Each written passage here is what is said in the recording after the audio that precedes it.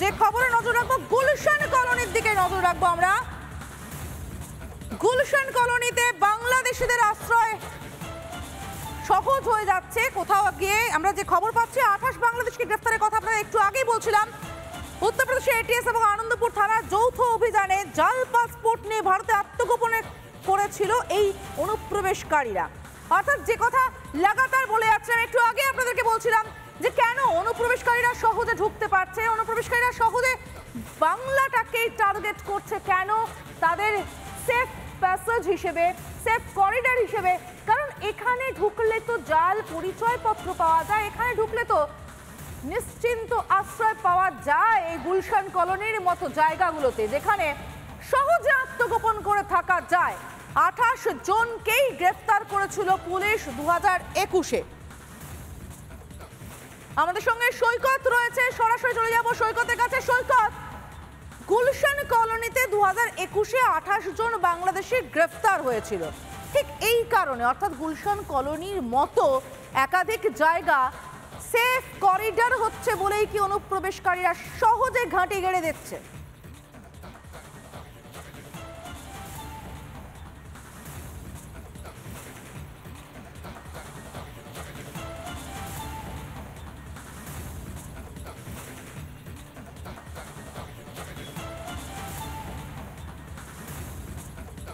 সৈকত, তুমি শুনতে পাচ্ছ?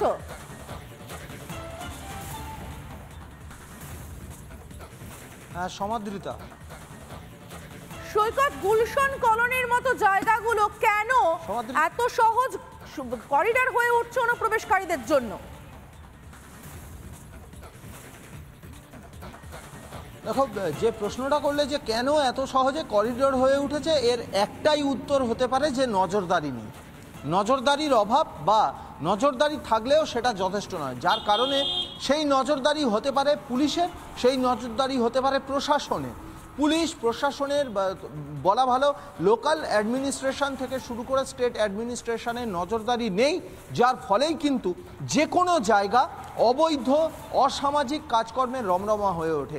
এবং 2021 সালে এই গুলশান কলোনি থেকে, তুমি যেটা বলছিলে, 2021 সালে গুলশান কলোনি থেকে ইউপি এটিএসের সঙ্গে আনন্দপুর থানা যৌথ যে রেড করেছিল, জয়েন্ট অপারেশন করেছিল, সেখানে 28 জন বাংলাদেশি ন্যাশনালস তাদেরকে গ্রেপ্তার করা হয়েছিল। মূলত একজন ব্যক্তি যার নাম মাহফুজুর রহমান, সেই মাহফুজুর রহমান এই 28 জন ব্যক্তি, 28 জন বাংলাদেশিকে অবৈধভাবে ভারতে প্রবেশ করিয়ে তাদের ভারতীয় পরিচয়পত্র তৈরি করে তাদেরকে বিদেশে পাঠানোর ছক কষছিল। যতদিন না ভারতীয় পরিচয়পত্র তৈরি হয়ে যায়, ততদিন এই কলকাতার, এই শহর কলকাতা নাকি তিলোত্তমা কলকাতা, সর্ব জায়গায় নাকি পুলিশের নজরদারি, কিন্তু সেই পুলিশের নজরদারি, প্রশাসনের নজরদারি, প্রশাসনের চোখ এড়িয়ে প্রায় মাসখানেক মতো এই গুলশান কলোনিতেই এই বাংলাদেশিদেরকে রেখেছিল। কি করে রেখেছিল? প্রশ্ন ওঠে স্বাভাবিকভাবে প্রশ্ন ওঠে নজরদারির ওপরে। আজকে কসবার কাউন্সিলর, বা বলা ভালো 108 নম্বর ওয়ার্ডের কাউন্সিলর সুশান্ত ঘোষের ওপর যখন গুলি করে খুনের চেষ্টা হলো, তখন দেখা যাচ্ছে মূলত জমি নিয়ে বিবাদের জেরেই এই দ্বন্দ্ব এখনো পর্যন্ত তদন্তে উঠে এসেছে। এক পক্ষ, অর্থাৎ সুশান্তের যারা পক্ষ, বা সুশান্তের তরফ থেকে দেখভাল করার, কোটানকোট দেখভাল করার দায়িত্ব যে হায়দার আলী, সেই হায়দার আলী দোষ দিচ্ছে জুলকারনাইনের আগেনস্টে, জুলকারনাইন দোষ দিচ্ছে হায়দার এবং সুশান্তের দিকে।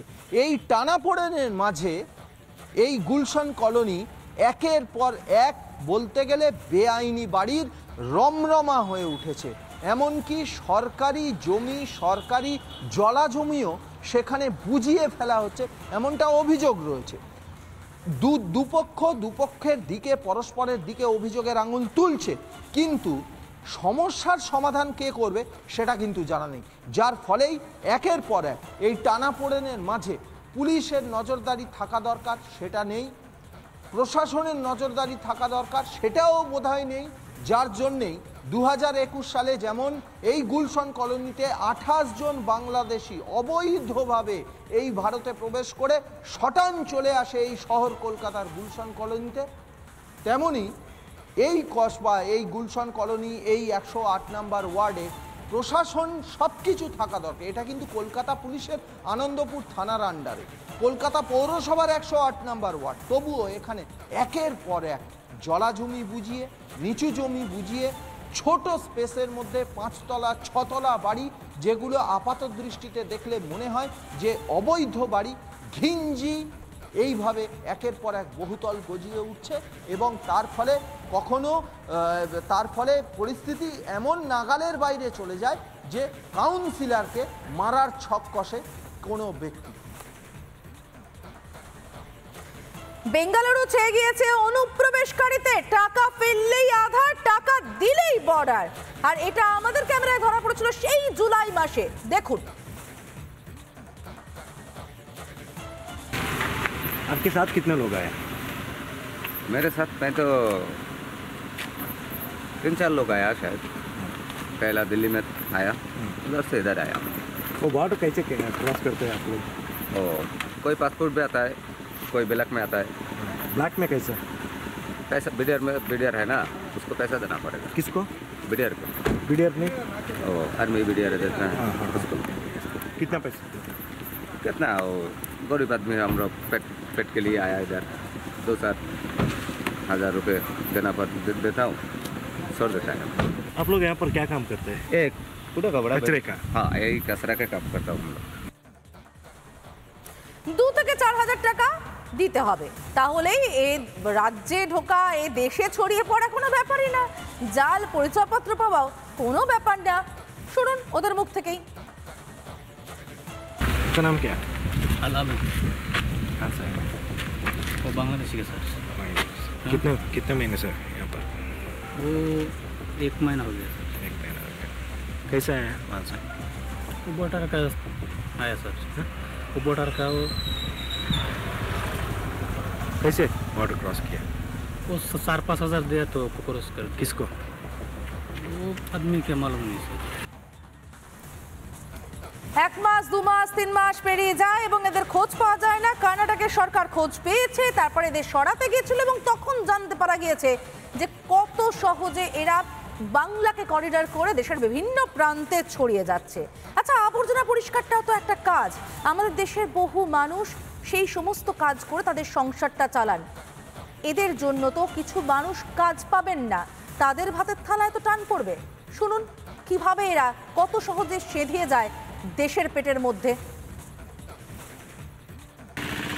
नाम क्या है भाई आपका? मोहम्मद हफीजुल, कहाँ से आया? बांग्लादेश का सर।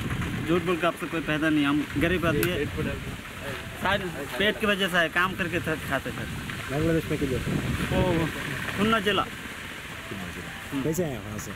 वो हम तो लेके आता है ना दूसरे के आदमी से, वो थोड़ा बहुत पैसा दे तो लेके आता सर। कितना पैसा? वो 5-6 हज़ार लेता है। 1% का? हाँ, वो किसको देता है? वो मालूम नहीं किसको देता नहीं देता। वो हमारे को ऐसा आपको नाइट में उठाता है, नाइट में उठा के लेके आता है। अब कैसे लेके आता है नहीं, नाइट में तो पूरा मालूम नहीं पड़ता कैसे पड़ता नहीं पड़ता सर। वेस्ट बंगाल से आपको हाँ हाँ ट्रेन में? हाँ। वो आदमी कौन है कौन सा? वहाँ से? वो तो हमारे को जानने वाला नहीं है सर। वो भी इधर का ही है, कोलकाता का ही है। आधार कार्ड भी उसका पास है, लेकिन मेरे पास हमारा आधार कोई कार्ड मेरा आधार आधार कार्ड नहीं है सर। Voter ID? क्या भी नहीं सर, प्रूफ भी नहीं क्या है, भी इधर सर? कोनो प्रूफ नहीं है। मेरे पास हमारा कोई प्रूफ नहीं है। प्रूफ बनाने के हम आपके इधर का प्रूफ बनाएगा, आधार कार्ड बनाएगा, आप बोलेगा कनाडा बोलो, हमको तो कनाडा आता नहीं। फिर हम क्या बोलेंगे, आप जिला किधर है, आपको उसका नाम क्या है, हम क्या बोलेंगे, फिर उसका आधार कार्ड बना के हमारा क्या फ़ायदा है। के साथ कितने लोग हैं? हमारा गोडाउन में 10-12 आदमी होगा। ऐसे ही होता, 10-12-15 ऐसे ही होता।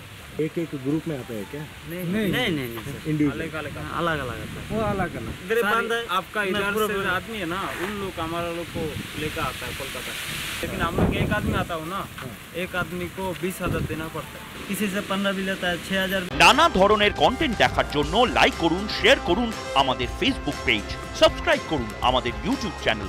পাশাপাশি অন্যান্য ব্রেকিং নিউজের জন্য অবশ্যই চোখ রাখুন রিপাবলিক বাংলায়।